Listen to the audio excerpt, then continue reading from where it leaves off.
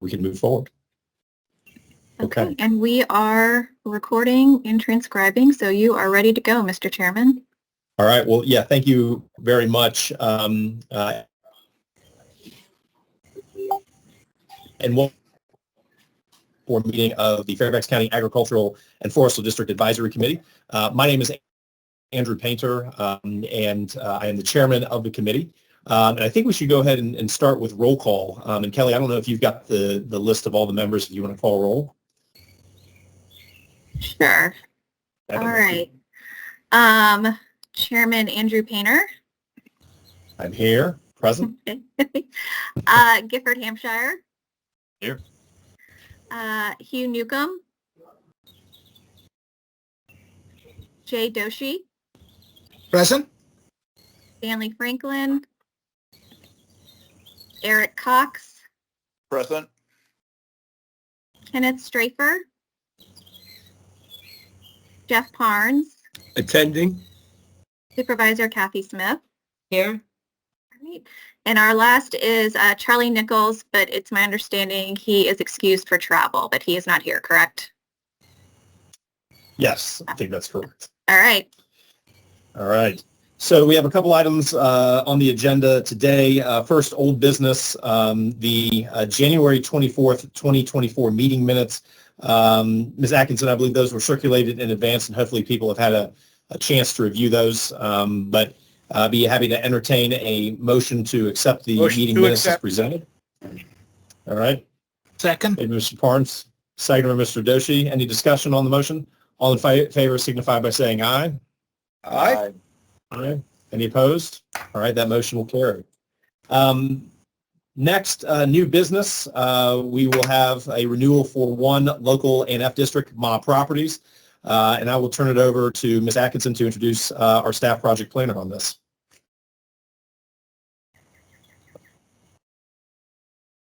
Maybe it's Mr. Thank you. Yeah, sorry, I'm working on sharing my screen and doing two things at once. Yeah, Yeah. I wanted to just welcome Natalie DeGraff. You've probably seen her in the AFDAC meetings before. But she is the staff coordinator on the Ma Properties district, and she started with us last November as a planner 2 in my branch, and happy that this is her first A&F application. So I will share my screen here and get started. Welcome, Mr. Graff. Thank you for joining us. You might be on mute as well. Okay, I'm ready to go.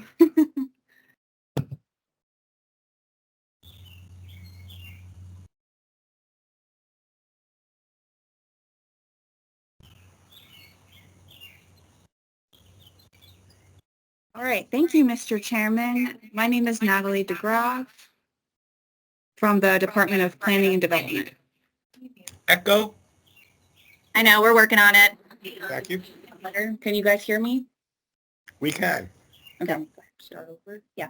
Okay. You can. Thank you, Mr. Chairman. My name is Natalie DeGraff from the Department of Planning and Development. Nice.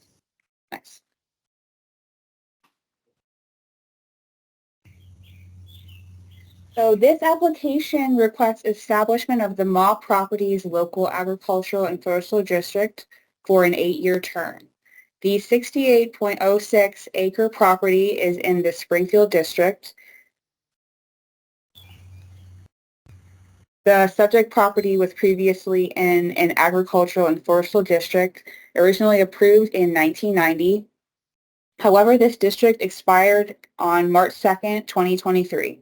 The acreage of the district has remained unchanged, and there has been no change to the district during the previous 8-year term.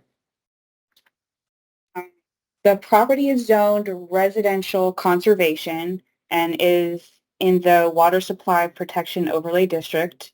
It is planned for low-density residential and private open space. The property is primarily forested. Residential uses comprise approximately 2 acres.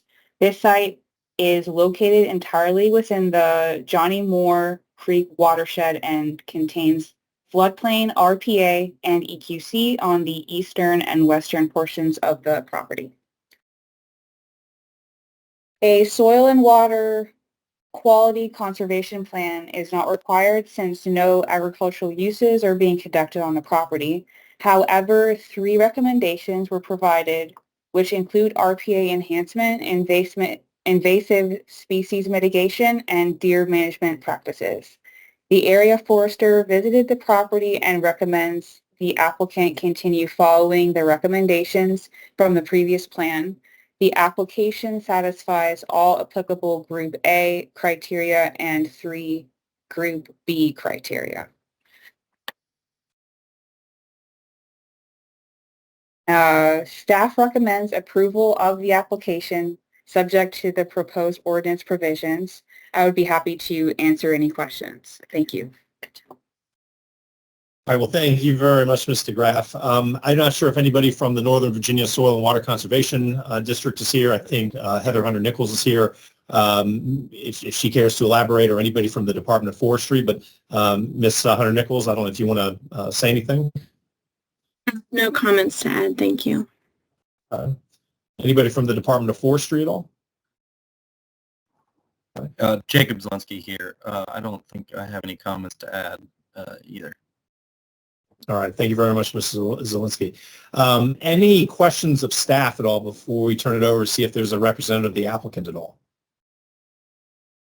Natalie, you mentioned, this is Giff Hampshire, you mentioned deer management and invasive species. What is the state of those 2 things on the property as best as you can tell?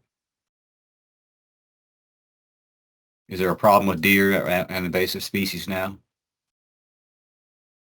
Jacob, do you want to answer? Maybe.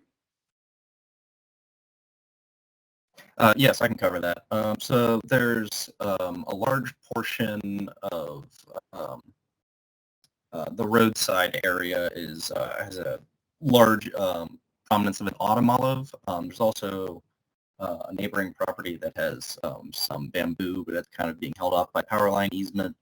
The interior of the actual property and I'd say the vast majority of the actual woodland is fairly clean of invasives. There's a small area where a new development is going in where autumn olive is also present. I'd say it comprises maybe 20% or less. Thank you. And I think, Mr. Barnes, you're on mute. Jeff, I don't know if you can unmute, but recognize you.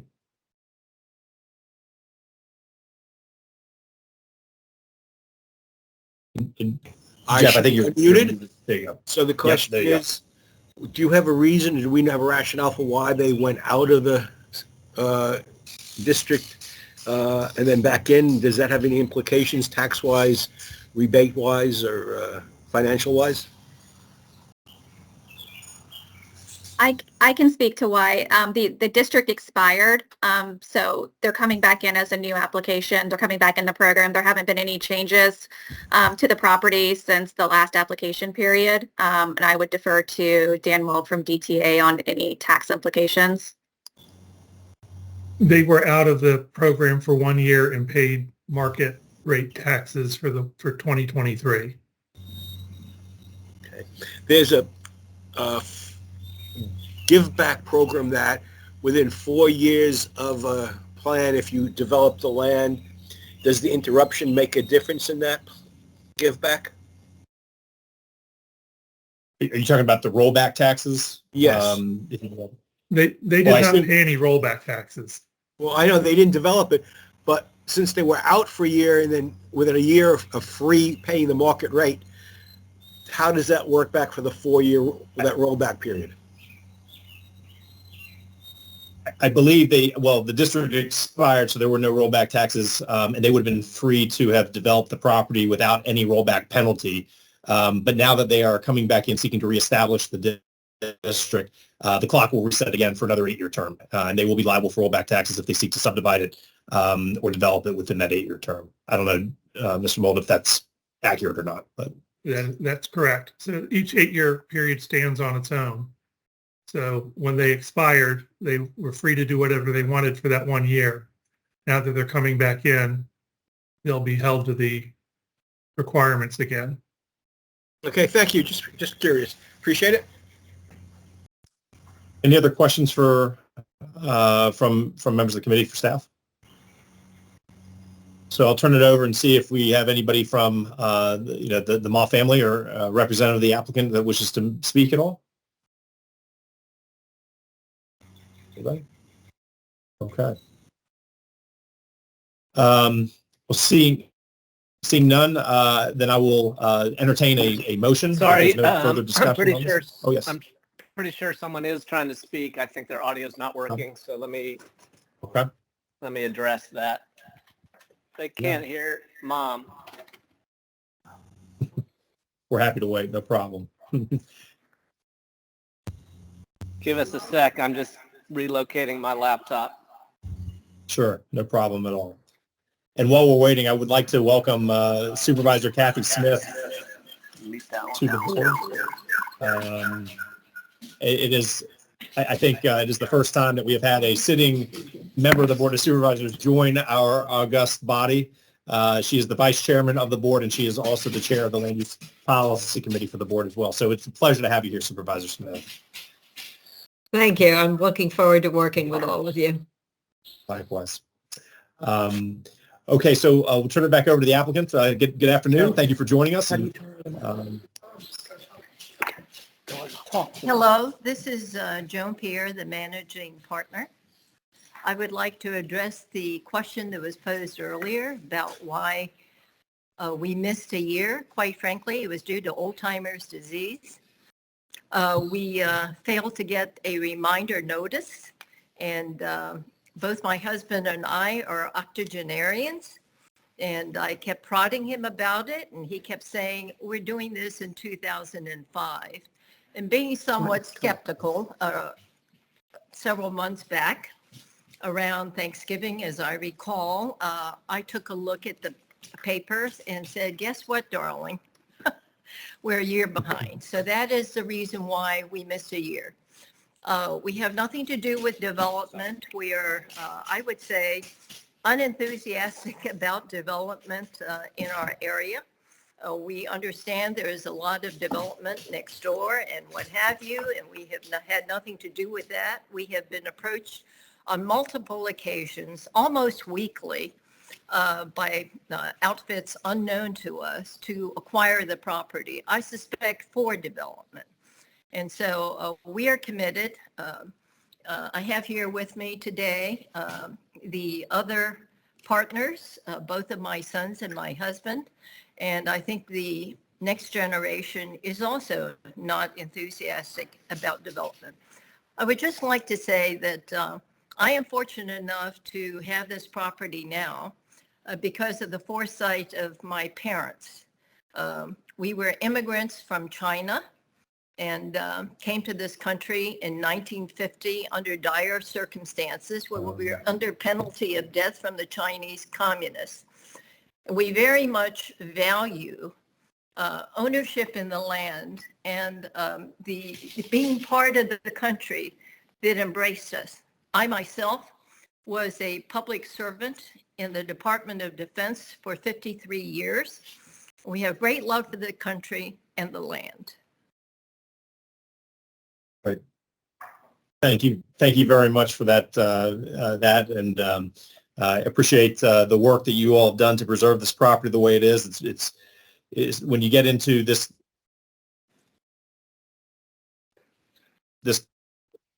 properties like this that are still held together that are not otherwise subdivided. So we appreciate it. Any questions for the applicant at all from members of the committee? All right. Well, with that, I think we'll close the discussion, and I will entertain a motion that we recommend approval of the establishment of this district to the board. So happy to entertain that motion. I'd like to move we do so. All right. It's been moved. And Mr. Hampshire, can I get a second? I will happily second that motion. Any discussion on the motion at all?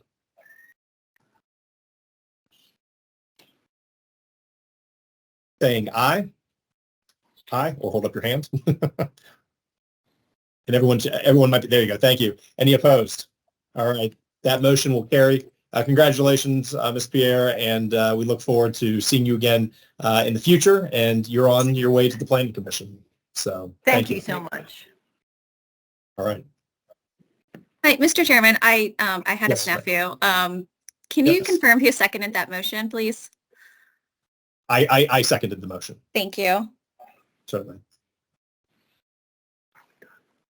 All right. All right. Our next item, and I'll turn it over to you, Ms. Atkinson, for an update on A&F renewal, a new application, as well as terminology. So I'll turn it over to you. Great, thanks. So just wanted to provide the committee an update on the renewal applications that we're in the process of reviewing. We have 8 applications that are in various stages of the renewal process. We have a May meeting scheduled, which will be in person, and that is to hear the Dyer and the Beerley local A&F renewals. We have a meeting scheduled for June for the Colchester Farms. It was formerly the Stokes local A&F application. This is another application that expired and is coming back into the program. There was a change in ownership, so the new owner has expressed interest in being in the program, so we're processing that application. In September, we're scheduled to hear the Hanslot local A&F renewal for Mr. Hampshire. And then I am in the process of accepting both the Crop and the Pope's Head, which is the Matoush local A&F renewals. And so those will either be scheduled for September or October, pending the date of their acceptance. The only one that I haven't heard from yet is the Cajole local A&F district. They need to be submitted by August 19th. I plan to send them another certified letter around June 1st, which will be the second notification about their district expiring. So if there are any questions about that? Kelly, can you Any repeat? questions at all? Oh, In May, you said Dyer and Dyer and Beerley. Beerley. Okay. Yeah. Kelly, I've been talking to Carol Matoush, who's having a terrible time with the plus system, and Yep. trying to get her application in. Yeah, we had unfortunately our plus system, we had some issues last week with it, but our DIT team actively fixed that. She was kind of caught in the middle of that. And so what I did for her yesterday is I had her fill out a paper application and I went into Plus and actually added all the information and got her formally in. So we've been chatting. So she's aware of that now. So I appreciate not only her patience, the entire industry and everyone who was trying to submit something. It was both staff and the external community had some issues, but they're all fixed now. Good. Well, that's very kind of you. Yeah, no, not a problem. No, and I appreciate everyone trying to learn a new system. I think Plus is really great. So I appreciate everyone really trying to enter a new system. And then I just want to briefly mention that we are actively working on the annual report for 2023. Our goal is always to have that completed by the end of June. So our goal is to bring this to the June 12th AFDAC meeting for endorsement, and pending endorsement, we would provide a copy to the Planning Commission and the Board of Supervisors. Great. Oh. All right. Thank So you the very next, much for that. yeah, sure. So the next thing I wanted to talk about was terminology. So as you are aware, the membership of the AFDAC is either, we have a member of the local governing body, we have the director of the tax administration, and then the remaining 8 members are either farmer or freeholders. And so we were asked by the chairman's office to see if the term freeholder could be changed. Really because the connotations around the word freeholder are not in keeping with our One Fairfax policy. And so we were asked to see if the terminology could be changed to landowner. So staff did some research, and our state code defines the AFDAC membership as 4 landowners who are engaged in agricultural forestal production and 4 other landowners of the locality, in addition to the commissioner of the revenue and the local governing body member. The only place that the term freeholder appears is in our Fairfax County Code, Chapter 115. We define freeholder and we define landowner. Our bylaws don't define membership other than for elected officers. And so I wanted to have a discussion with the committee to see if there would be any concerns with staff moving forward with an amendment to our county code to change the word freeholder to landowner. And just making it consistent with the state code so that we don't have to make any other, changes in the future. So I wanted to open that up for discussion. I see amongst the Supervisor members. Smith. Yeah, Supervisor Smith, and you're on mute. I'm very supportive of that change, and I think that would be excellent that we would match state code. So I'm very supportive. Thank you. I think Mr. Parnes, Jeff. So from what you say of landowner, that means a resident of a condo, co-op, or any multi-family group could not be considered a landowner. Only those who owned property in single-family detached and single-family attached homes. Obviously a renter isn't a landowner. A co-op, condo, or a person in a multi-family home isn't a landowner. I just want to clarify. We mean just that. We mean somebody who resides in property they own and are eliminating those other categories. Our county code currently defines landowner as landowner or owner of land shall mean any person holding a fee simple interest in property. Okay, but a condo person doesn't do that. A co-op person doesn't do that. A multifamily person doesn't do that. So I just want to clarify that my understanding is correct, that those people could not be members of this committee by your definition, could not be one of the 4 members. In my opinion, I don't know what Andrew thinks, but they're landowners like anybody else. They just own a different sort of land. No, co-op people own stock that allows them to stay in a facility. They do not own the property. That's a co-op. I assume condo people don't own, I don't know what they own. Multifamily people own a building, but they don't own the land under the building because there might be somebody living under them, and so the land is owned as a group. I mean, again, you're a lawyer, but why did we specify these other things and make landowner as opposed to a resident? And I'm just trying to find out, because I would rather have a resident as the membership roster than a landowner. But if we're going to go to landowner, I want to know what that actually means. Thank you. Well, it's interesting. It's a question of first impression that I have not ever thought about, to be honest. But now we are. Take a look, Giff, at 55-79.41 of the code. It seems to say that a unit of a condo is an individual who owns a condo unit. Individuals of unit owners hold ownership of the space within the areas of the unit, but do not hold ownership of the ground land. Now, that's just a definition of a condominium. Yeah. Well, that may be the intent. I mean, right now, I'm at on this. Right. Yeah. You see, I grew up in a co-op when I lived with my mother's house, and the way she told me a co-op was we own shares in the facility, which granted us, depending on the number of shares, an apartment, but we never owned anything. And I think the condo, so work it out. If you think that landowner is the important thing, then I want to make sure that we never appoint somebody who lives in an area that would not be able to be in our organization, because then we'd be in violation of the bylaws in the state and county code. Thank you. I'll leave it up to the lawyers to figure this out, but you have used a term that has a definition behind it, which is different than just resident. I think right now the term is freeholder. The county what we're talking about is changing it to landowner. So I mean, I don't know what the issue is. I'm saying not everybody who lives in the county is a landowner, and not everybody who lives in a house is a landowner either.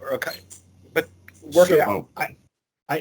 So I'm gonna pick up on your thread there, Jeff. I think there's probably, and we haven't heard from all the members of the committee, not that we need to, but if anyone objects, let me know. I think there's probably broad support for creating a term that accords with 1 Fairfax that broadens the potential. Agree, but I don't think landowner is that term that you're looking for. And if the county attorney's office,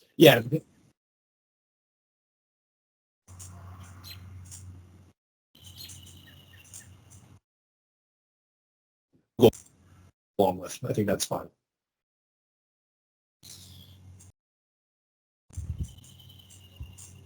If it's landowner, it's landowner. Are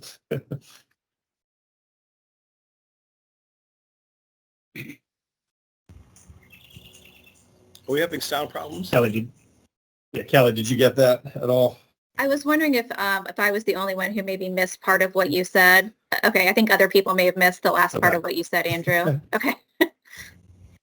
No. What I was going to say is I think we're all in favor of broadening the representation wherever possible in line with One Fairfax. So if the county attorney says landowner sufficiently covers it, we're fine with that.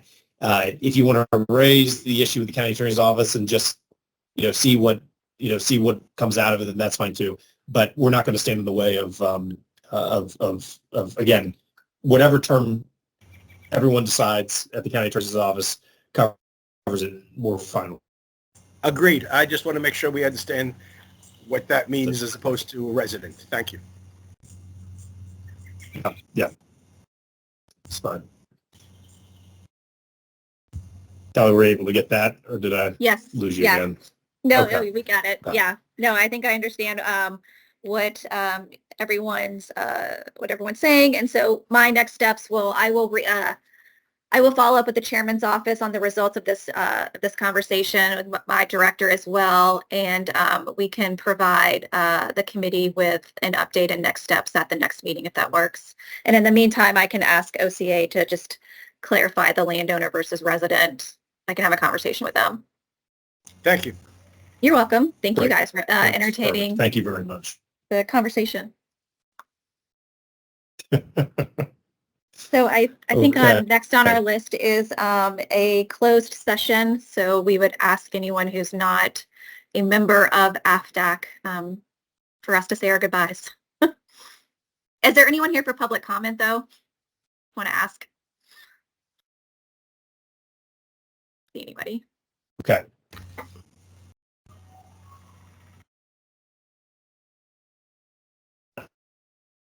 Supposed to be in the room. You are free to go. Okay. All right.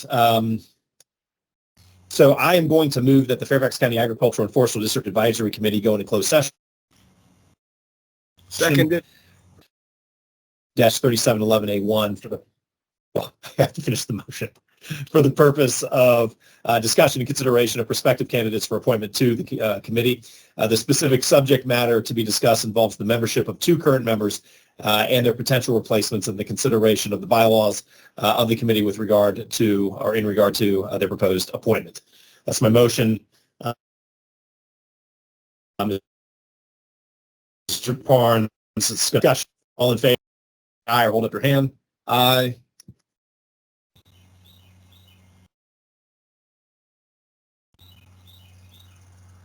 And we, so Kelly, you want to remind us where we've been on this as far as Ken Strafer and Stanley Franklin. Those are our 2 members that have not attended in a long time. Do you want to give us an update where things stand? Yeah, I mean, you've pretty much mentioned it. But we have 2 longstanding members, 2 very valued members of the committee who have not been participating. I have more detailed notes, but it's been over a year, and we've emailed, we've called, we've talked to folks, we've sent letters, and we haven't really gotten any communication back. I think Ken Strafer has had some health issues that have made participating challenging. Same with Stanley Franklin as well. And so I guess the next step is for the AFDAC to decide, in accordance with their bylaws, do they want to move forward with finding new members for the committee? As you know, we just want to make sure that we have 10 full members who can be active participants, especially with quorum concerns and things like that. So I think that's kind of the point of today's discussion, is to see if we want to move forward with removing those members and recommending new members and their replacements. I mean, my 2 cents for whatever it's worth. I think we've had probably 4 consecutive meetings where this has come up at least, and we've gone into closed session at least 3 times to discuss it. And I think I would be comfortable with assistance and sending it to both Ken and to Stanley, thanking them for their time and service on the committee. That's just where I stand. Agreed. I think it seems like, based on what you just said, Andrew, I think they would take it as, I think they would be relieved. I don't think they're going to be upset, based on everything I know. We're going to give him a Anyone nice plaque that says, thank you for your service for your X number of years and such. You know, we were thinking about doing that about a year and a half ago. GIF with Stanley, trying to, and I can't remember if Jay came up with the idea or who, but someone had proposed that, and then of course he became kind of ill in a way, but also we couldn't find enough biographical information to give to the chairman's office. But I mean, he was the chairman of this committee for so many years, and obviously a dairy farmer growing up. So, you know, but we hadn't thought about a plaque. Not to say that we couldn't get one. You know, we could gin one up for about $60, you know, 2 of them, at least for Stanley, which I'd be happy to front the cost of. So I believe that in our letter thanking them for the service, we ought to do that. It's the only decent thing, especially since Stanley has been basically the AF&D committee, the spearhead for decades, and it's only deserving that he gets that. Yeah, I'd be fine doing that. I don't think he's going to be attending a board meeting or anything, you know, a board of supervisors meeting anytime soon. But Kelly, is there a way we could develop a certificate of appreciation for his time and service? And then again, I can go down to Michael's or whatever and buy a plaque holder. But I also know that maybe the county has a couple sitting in the closet somewhere too. So I don't know. Yeah, and forgive me for being dense. Are you thinking of just like a paper certificate or something more formal? I know I'm sorry, the say that one more time. Transportation Advisory Commission gives an outstanding transportation staff member. I know there are other awards similar to that, and I believe that this sort of be something that would go behind Gifford in his picture. So more formal. I mean, I can look into that and see what we've done with other BACs. I think that's a great idea to honor their service. Mm-hmm. So let me look into what we've done for other groups. Thank you. Okay. Or Yeah, just a little plaque of some sort. Yeah. Take one down, put his name on it, and hand him that. Okay, thank you. Yeah. And again, I'm fine going and getting one, but if you guys already have one kind of ready to roll, that's fine too. So, and I don't mind driving it out there either. You know, but I don't know if he wants to even entertain company or anything. So Andrew, if you do go and he is agreeable, I'd be happy to accompany you. Okay. That sounds good. That sounds great. Okay. Likewise, Andrew. Yeah.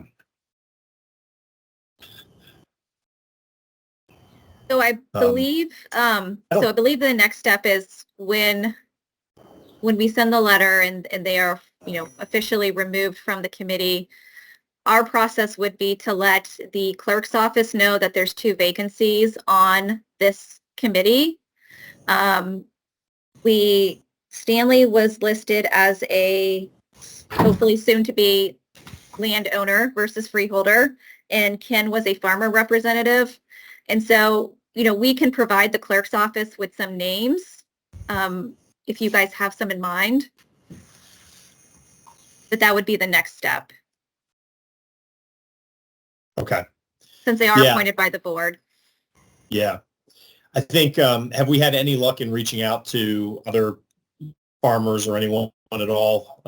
Is that kind of still in our hands? I mean, I think we need to maybe, we should see who's interested, Kelly, and I'm as guilty as anyone for not reaching out to folks. But I'm happy to.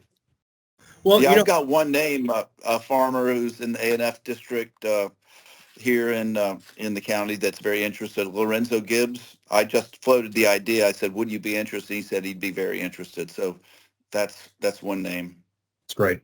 And I think I mentioned Carol Matouche as well. Yes. Yeah. Who said she'd be interested. I mean, we have a list of all the districts in the county. Some of them are not agricultural, some of them are forestal, but any agricultural district ought to be, if the two people who were mentioned don't come to fruition, then we ought to send a letter to all the agricultural districts and ask them if they would like to serve on this committee. We have that roster. Kelly, I'm certain, has that list, and hopefully one of the two people that I mentioned will work, but there's always a backup for that. Yeah. That's a great idea, Jeff. Great. Thank you. I mean, and yeah. on the same hand, for the non-farmer members of the committee, the landowners, we could query the Forestal districts members, who would not be the ag districts, but the forestal ones, and they would fall into the current freeholder, future landowners. And there you have another roster of people who might be willing to serve. Who runs the Sanders Ranch now? I knew her when I was working up on Bullrun Post Office Road, and I know that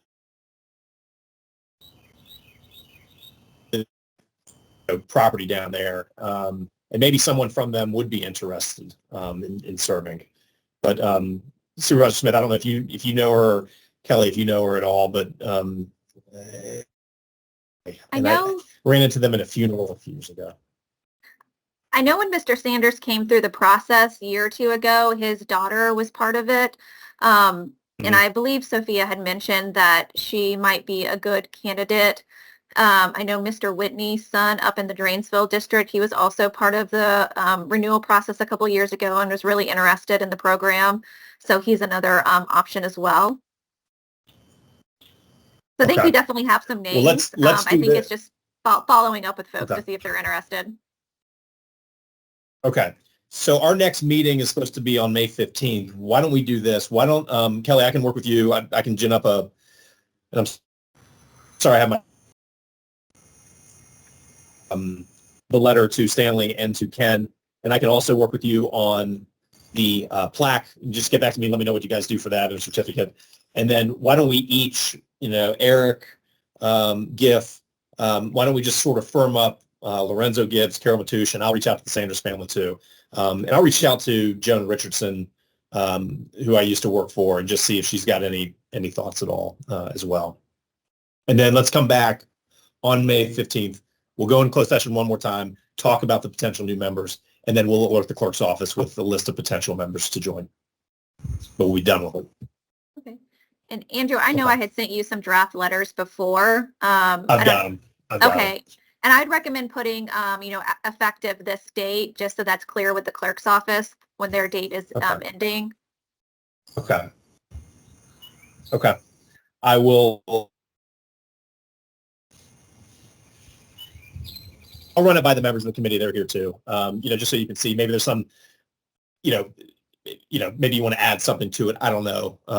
We don't have to keep it so formal since we knew them for a long time. Okay. Any other thoughts at all? All right. I'm going to propose that I'm going to move that we move out of closed session. I'm going to read this and then we'll take a vote. In accordance with Virginia Code Section 2.2, 3712, I move that the members certify that to the best of each member's knowledge, only public business matters lawfully exempted from open meeting requirements under the Virginia Freedom of Information Act of Virginia Code Section 2.2, 3711A1, and only such public business matters as were identified in the motion by which the closed meeting was convened were heard, discussed, or considered in the closed session meeting of the committee. Can I...